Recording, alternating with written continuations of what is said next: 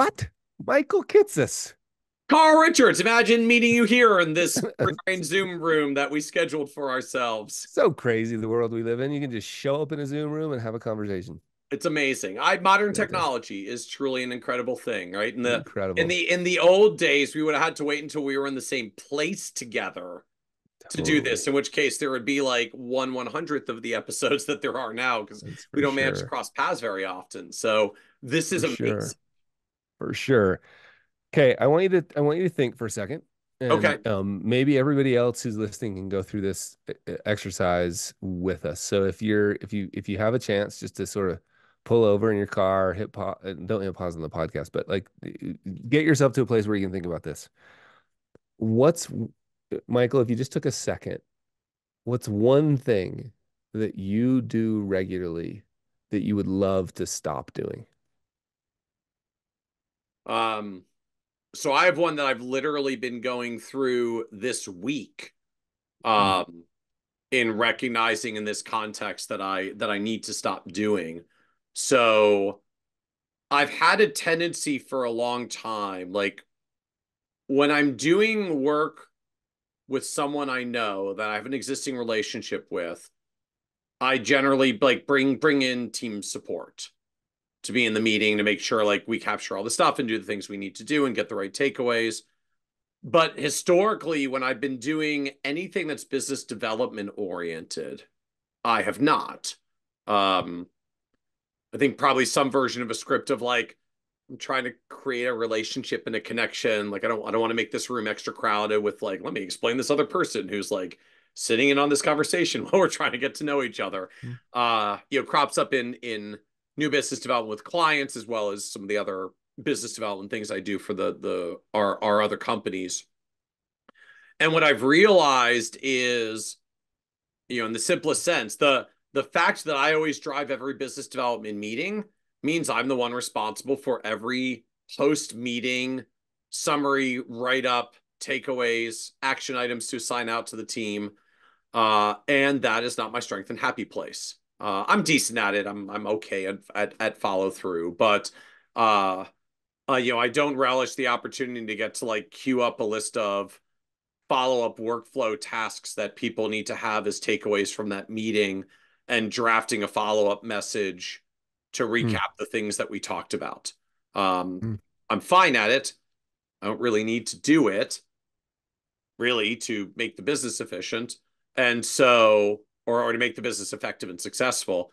And so I've been going through with the team this week to essentially say, okay, we need to start figuring out which business development meetings I can have a team member in with me who can help capture notes, get the context of the meeting, help draft the post meeting follow up. I might mm, still review and send it out from my end if I want to from a relationship end, but someone else can capture the key points and draft it and to queue up all the workflow tasks and takeaways that came out from that meeting. And recognizing every now and then there's still a meeting that I might want to handle solo, but then we can at least say, okay, new team default, someone's in with me every meeting unless I reserve the right to have an exception where I want to do a more intimate meeting and let go of it.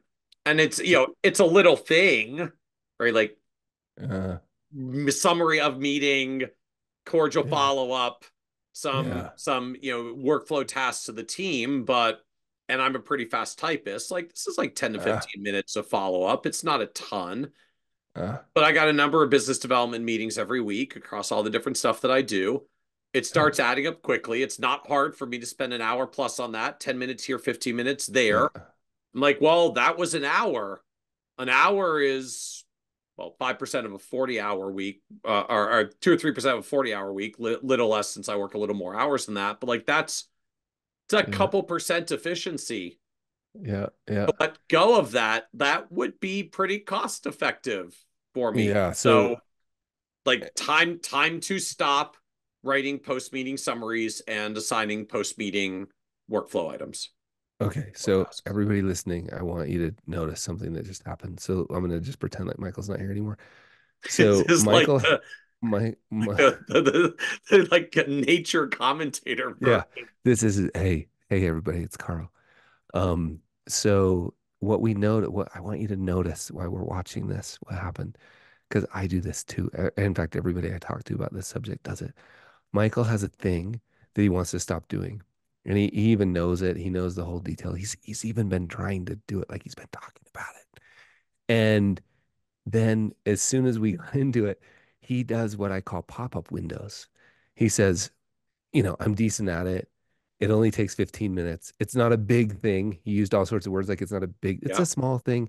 All these little, I call them pop-up windows, like that you have to like close and close and close and close and close. And so what's really interesting is like no one asked him about that part. Like we all do the same thing. There's this really interesting piece of like, okay, there's a thing. All I asked was, what do you want to stop doing?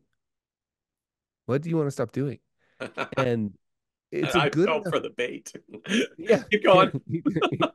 It's this is really fun, by the way. Just don't pretend like the kid in the blue shirt is here. So what's interesting about this experience is we all do it. We have to come up with these justifications around why we don't want to do a thing because we're good enough. He said, he even said, he referenced a Colby score. He said, I'm decent at follow up. Like we all do I this. am. I'm a I six know. on follow through in I'm Colby. sure, dude. Guess what I am? A Not one and that a high. half. Yeah, like a How one. low does it go? Yeah, exactly. On everything but quick start. I'm just a mess. So it's fine. But my point is, let's talk about this stop doing list. So that was the point of what we wanted to talk about. I Yeah. would imagine maybe you all came up, hopefully you came up with something. Like on the top of my stop doing list has been email for a very long time. And by the way, checking social media for a very long time, which I actually have implemented this last 2 weeks. The concept behind a stop doing list, I believe I probably heard from Dan Sullivan. And then I blended some things from David Allen's Getting Things Done.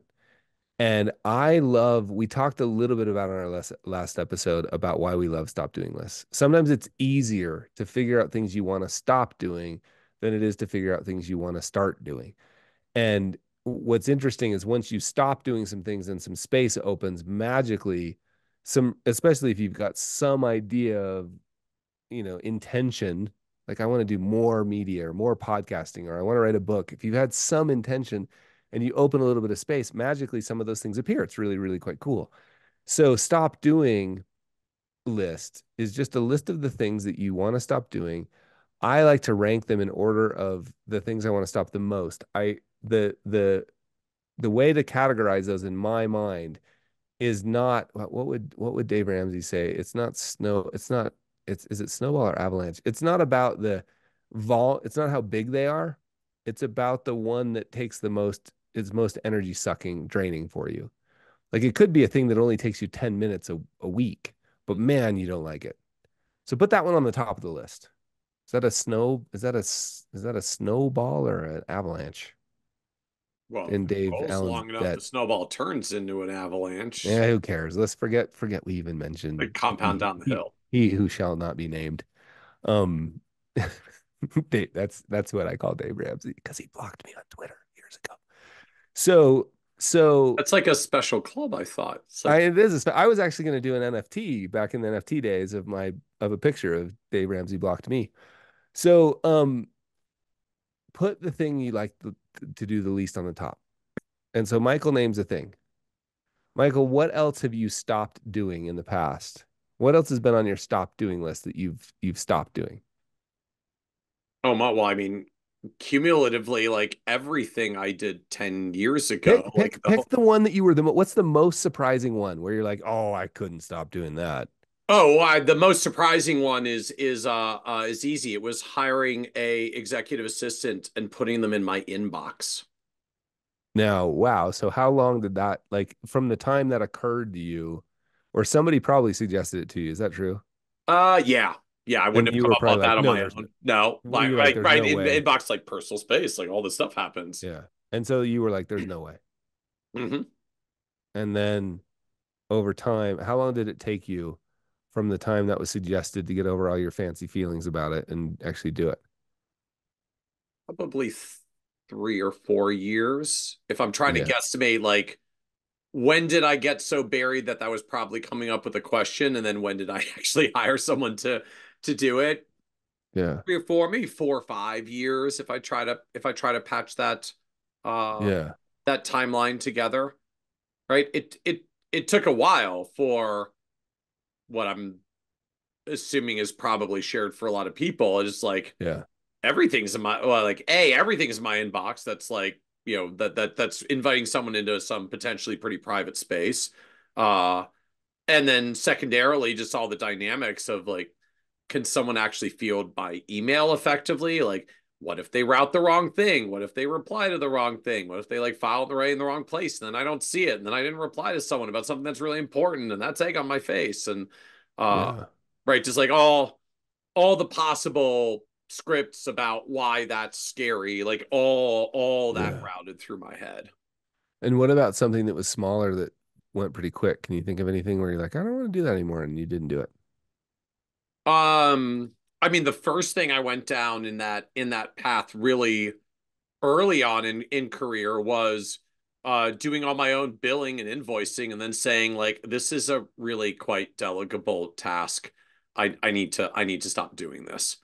Yeah. Um, it's interesting. Like for me, there are, in part just because of how career evolves over time, like you're prompting me for things that have been in different stages of kind of career evolution for me, Sure. which means the as I like to put it, the filters that Hmm. drive them to try to decide what am I filtering, what can make it through the filter to yes and what gets filtered out as a no. Like the filters change over time. When I Hmm. get back to the early uh letting go of billing and invoicing, that was in my head, that was um some version of the dialogue of, well, your time should be worth at least $100 an hour. So if there are Hmm. tasks you're doing that you could Right. delegate to someone for $30 an hour, you should delegate the $30 an hour work to do the $100 an hour work. Because this was Right. too early in my career to value it at like $200 or $300 an hour. But even at getting back to last episode, but even at $100 an hour, it was still clearly like good arbitrage to delegate to someone. And so Yeah. as I was approaching overall capacity where I didn't exactly have a lot of spare time, I'm trying to figure out what can I let go of. Like, okay, the things that I could clearly delegate to someone for a lot less than my own revenue potential is probably a good place to start.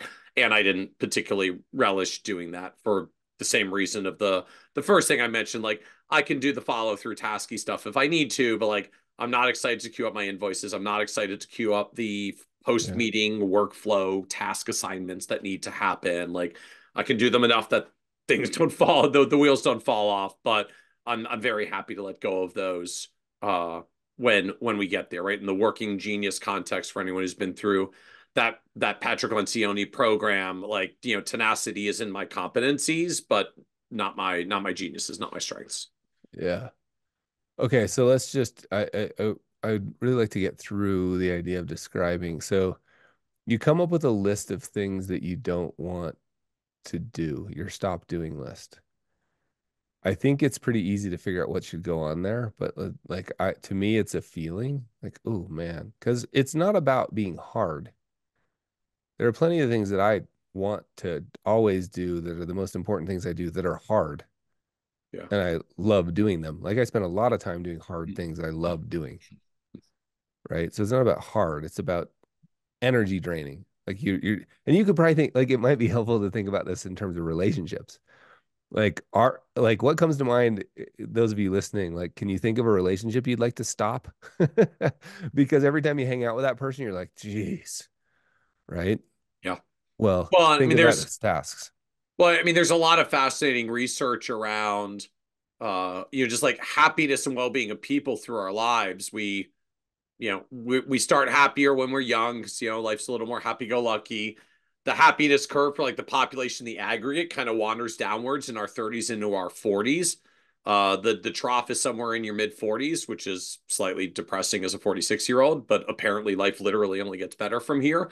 Uh, because it starts rising after your 40s, and it basically just keeps rising in your 50s and your 60s and your 70s and your 80s and even your 90s. They do well-being studies for people in their 80s and 90s.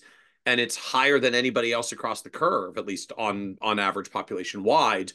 And like to me, that's a fascinating thing. 'Cause, well, as a 40 something going through this with parents getting older, as a lot of people do at that point, which I think is why we hit the trough in our Mm. 40s, sandwich between parents getting older and the demands of children. What they find when they go in and try to figure out, like, why do we get happier as we get older, notwithstanding a lot of the health and other challenges that get pretty tough. And the answer essentially comes down to, because we get really good at editing the stuff out of our lives that doesn't matter or drags us down. Right? Mm. Like in our Mm. 20s, we hang out with that person we don't like because we're networking and who knows what we need to do to get ahead. We hang out with that person still in our 40s because, like, well, I've known him for 20 years. I can't really like kick him to the curb now. And then somewhere in our 50s and 60s, like, yeah, it just really doesn't make me feel happy in my life to be with them. So I'm not going to be with them anymore. And now I feel happier.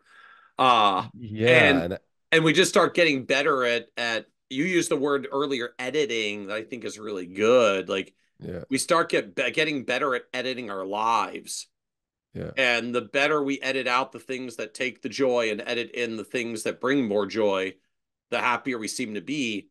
And I find there's a very similar phenomenon in what happens with advisory firms, yeah, with sort of the caveat you said earlier, like sometimes it's easier to stop doing than start doing.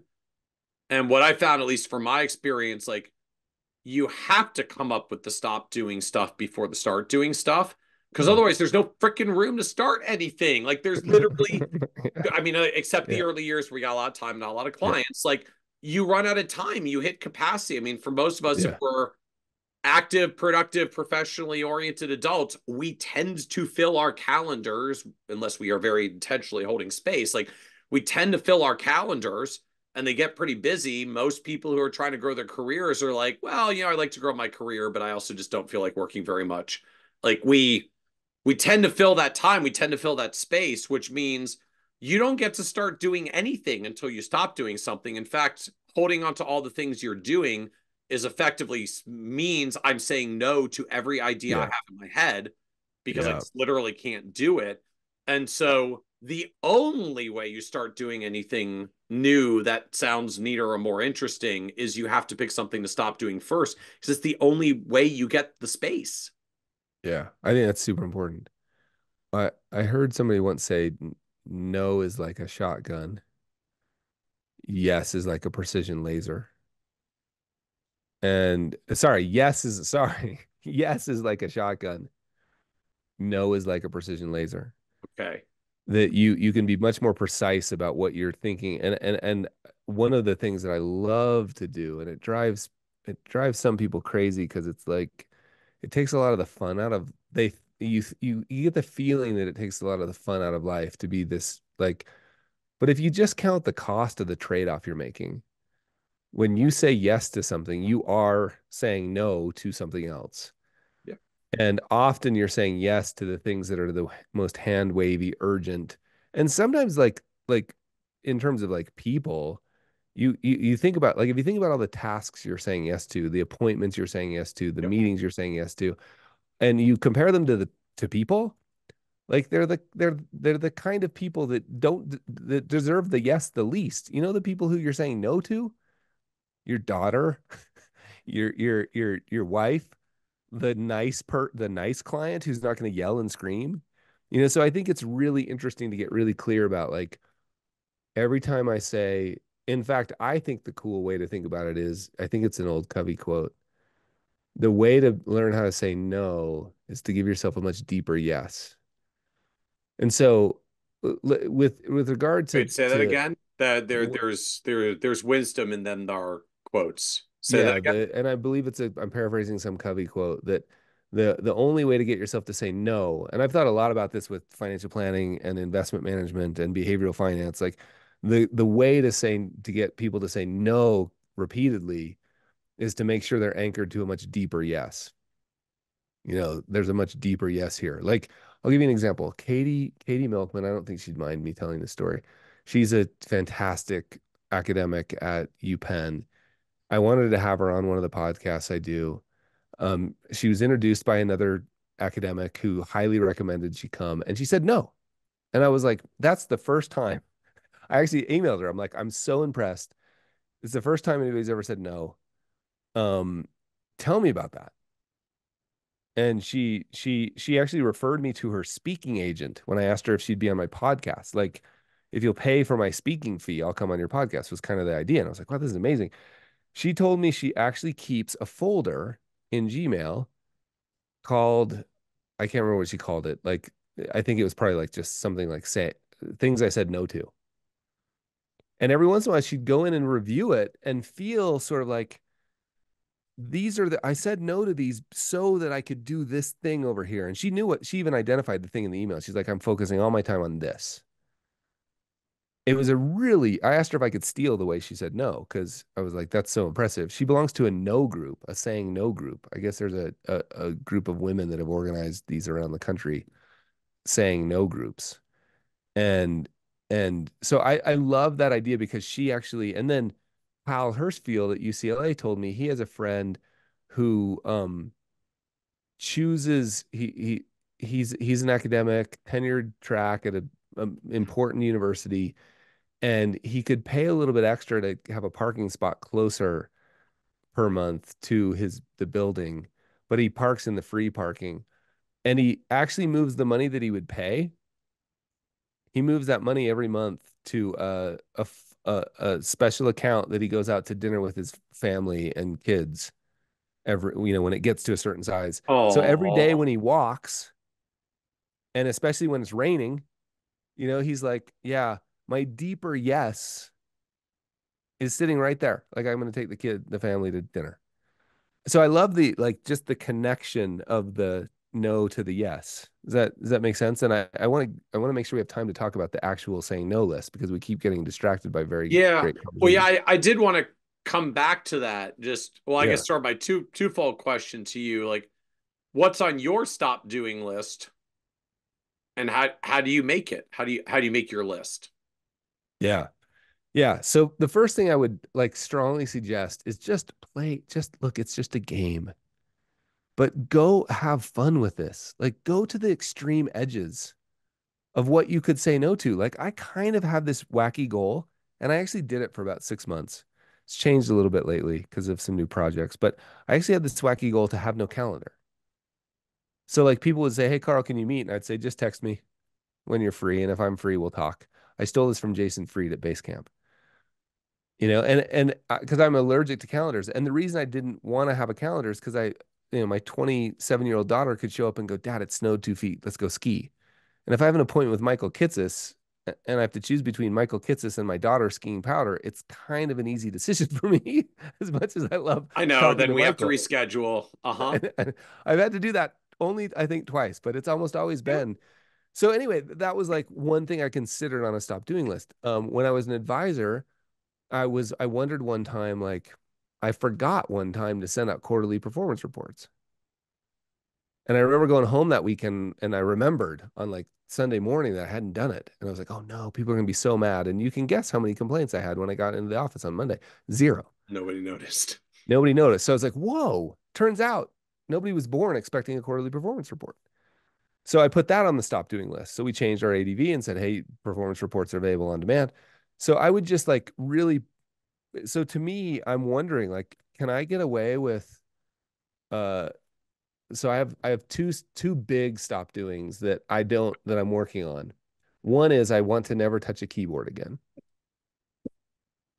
That's a Okay. little more metaphorical than it is, but like, I don't want to type. I don't want to write.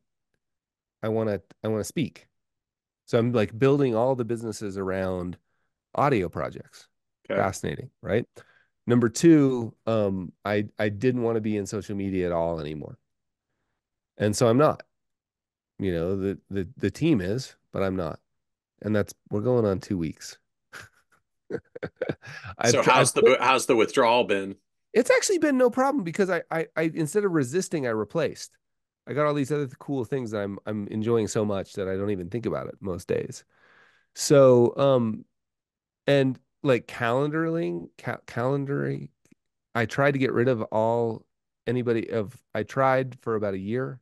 have somebody take over my calendar, and I found that the algorithm in my head of why I want to do things when, like you don't know if it snowed, you don't know if it's sunny, you don't know if I want to go climb a mountain, you don't know, like it was so hard to hand off that I was like, you know what? I think keeping my own calendar is something I'll probably keep to myself, because if I had a simpler algorithm, it'd be easy, but I don't. It's very complex. As It's impossible.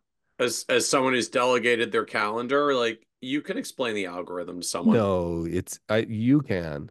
I have not been able to do. Maybe it's just because you're way smarter than me. I've not been able You to like the delegate. weather? Weather reports are public. Your I your have so assistant many doesn't fan even need to be where you are to find out whether it's I have sunny so today and many whether there's fancy fresh feelings mountain. about it. So many, because it could be literally like, I know it's the ski report's terrible, but my best friend just came in town and you didn't know that. And so I've just been really, so Well, anyway, if they but were I in think your calendar, email, they would know that.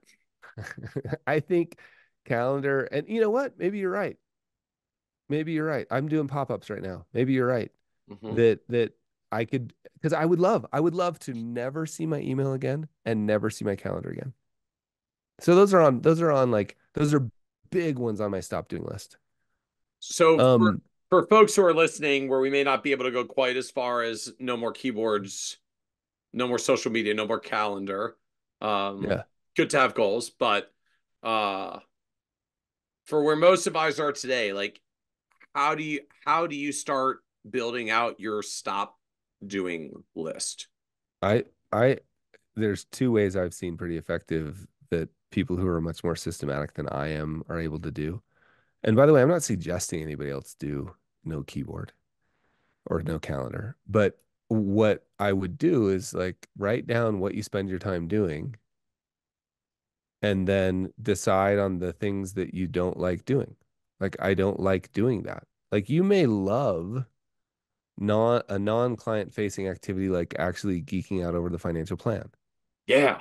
You may like love it, even though all the efficiency people and all the revenue people would tell you like you should be spending more time client facing. You may love that. Well, keep it for heaven's sakes, right? And you may be on the other end. So I would just write down the things you do on a daily basis. If you're finding yourself time crunched, maybe do a time audit for a week. You could even install rescue time. Like there's a million ways to do that. Install rescue time for a week. Keep track of what takes your time. Do an old fashioned CPA time audit, right? Yeah. Identify the things that you like the least, put them on your stop doing list, rank them by um, the energy suck they are, like which ones you hate the most. And then here's the steps. This is, stolen and adapted from David Allen. Like delete. Can you delete it? Sending out client quarterly performance reports was an example. I'm not suggesting that. I'm just saying it's an example. Turns out I could delete that. Well, maybe you can't delete it. Can you automate it? Right? Do you have a person that you could turn to? There's lots of these cool efficiency tech people now that can be Yep. like, oh yeah, we could do this with a Zap and that and that and that. Like, could you build a system to automate it? And by the way, is the system once it's built robust enough that it managing the system isn't your new problem? Right, right, Like, right. but think about that. Audit it. Can you automate it? Can you delegate it? So delete, automate, delegate. And then if you can't do any of those, you got to keep doing it until you can sort that out. So delete, automate, delegate, do. Again, David Allen sort of framework. That's how I've approached it. And then I love Dan Sullivan's suggestion. You pick the thing on the top of the list and you say to yourself and your team and anybody else who's around, in 90 days, I will not be doing this. In an ideal world, you say, in 90 days, I won't be doing this. Please figure out a way to make that true. What do you need from me? Oh, I like that framing. Yeah, what do you need? This is one of my friends who's one of the most effective CEOs I've ever seen, ever, ever, ever. Works for a huge turnaround, a private equity company that's distressed equity. So he goes in and becomes the CEO to turn businesses around. And he taught me that. He's like, I just get the team together and say, here's the thing I need done. What do you need from me to make that happen? What resources? Is it money? Is it an expert? Do you need me to connect you with somebody who can train you? What do you need? I love that. I I will echo from my end. maybe this is my own bias around it, but I can't speak highly enough of the time audit suggestion that you made. Um, I find there's a version of this. It kind of reminds me of when we're trying to help clients that have, shall we say, like less than ideal spending choices that are keeping them back from their goals. There's a version of this where we come and say like you should spend less than you make, and live within your means, and here's a couple of things that are really not good for you to be spending on that you should probably stop spending on. And it's really hard to get that advice through, right? Most people very quickly get very defensive. And there was a fascinating study that had come out, gosh, it's probably like 8+ years ago now, uh, that some researchers looked. So back in the day, Personal Capital was competing with Mint.com as like an alternative cash flow spending tracking tool. They also did a bunch of investment stuff, which was how they tried to get lead generation to call you and ask you to become a Personal Capital client. But they had a really good spending tracking tool similar to Mint. And they brought some researchers in to analyze like, what is consumer behavior when you start showing like giving them all this spending information, because they were trying to figure out like how do you optimize the screens to like help people make better spending decisions, right? And all the things that software companies go through. And what they found was that the average user cut their spending by more than 10% in the first 6 months just because they installed the app and saw where their money goes for the first time, because Mhm. almost no one naturally can really keep track of where all the dollars are going. And they just saw where their own money was going for the first time, and out of sheer personal mortification began to change their behavior in very material ways. And Totally. I mean, it was a 10% spending change. Like, if the country did that collectively and the national savings rate went up by 10%, our entire country would look different in Yeah. its financial strength and stability. But what they found was the intervention didn't come from all of their advisors calling people saying you should live within your means. It was literally just helping people see where their own darn money goes and letting For their own sure. personal mortification kick in, because we all can usually see pretty quickly there are probably some places my money was going that it should have been going if I've never been tracking it before. And I find the exact same thing happens when you start looking at your time. Because a lot of the time I find like even when we start going through the stop doing list, I mean, as you said earlier, like, look, if there's a thing that's just driving you nuts that you absolutely hate to do that takes you 10 minutes, like find a way to let go of it and make your life a little happier. But what I find for a lot of people is they obsess over the 10-minute task that they can't stand and completely miss like the 3 hours a week they're wasting on this other thing that would be easily automatable or delegable. And they weren't even paying attention to it, realizing, because their brain was so fixated on the 10-minute thing that they don't like, that they missed the 3 hour easy change that would be massively altering to how much free time and flexibility they have in their week. And the only way you find that out is you do an audit. You go through for a week and find out by whatever means, right? Like some of us will probably Yeah. write it down in a notebook if we like to log and journal. You can get tech tools like Rescue Time or Toggle where you just like put it on your computer and it helps you keep track of this stuff. And it doesn't have to be perfect. You don't need to quite do this down to like the CPA style track 5 minute increments, although you can if you want. Uh, what you're probably going to find when you look at it is like giant swaths of 30 minutes, 60 minutes, 1 hour, 2 hours, 3 hours that were going towards things that probably weren't ideal to be going towards. And that you can start to make adjustments that like really materially move the spare time needle for you or the flexibility time needle for you really quickly. So, Yeah, I've actually I've never seen an exception to this. Install rescue time on your computer, do it for a month. Don't change anything about your behavior. Don't even look at the reports. I've never seen an exception to this that people are, the word that is routinely used is horrified. mhm, Like when you, and it's cute that you think you will be the exception, yeah. Well, dear I find listener, for most of us, but like I don't want to be the exception. It's I don't want to have to accept the hard medicine of what I'm going to see. Yeah, no, and I'm not Oh, talking to you. I'm talking to all the other humans that have fancy feelings like me that are like, oh no, I don't waste that kind of. Yes, I do, and yes, you do. I mean, screen time on your phones, horrifying enough. hmm I did this with Rescue Time reached out after a column I wrote, and they're like, "Hey, do you know we have the software?" And I was like, "Sure, put it on my computer. I'll make some predictions." What I did was like, "I'm going to make some predictions about how I spend my time, and hmm then I want you to put it on my computer and don't tell me about it for 30 days." And then they came back with the results compared to what I had said. It was the only word I could use too was horrifying. Like I was shocked at the amount of time that I was spending on things that I would have told you I never, ever, ever did. I was like, "There's no way I do that." The average knowledge worker, us included, doesn't go more than 17 minutes without checking email. Yeah. And if you know anything about residual switching costs, which you do, it takes 10 to 15 minutes to get into a project. And if hmm you're checking email every 17 minutes, you're basically getting the average knowledge worker in this country is getting nothing done. Yeah. And we're probably all at some degree, I bet listeners to this are way better than average. And there's still tons of room to improve. So I can't second that enough. And then the last thing I'll say on that is that result is I think is really true. Awareness, simple awareness will drive behavior change. Yes. Without even behavior change being the goal. Just Yes. simple awareness will drive behavior change. I'm That's at, enough on that, Michael, don't you think? I think so. Thank you, Carl. Thank you That for was the amazing. discussion. Cheers, Michael. Thank you. Cheers.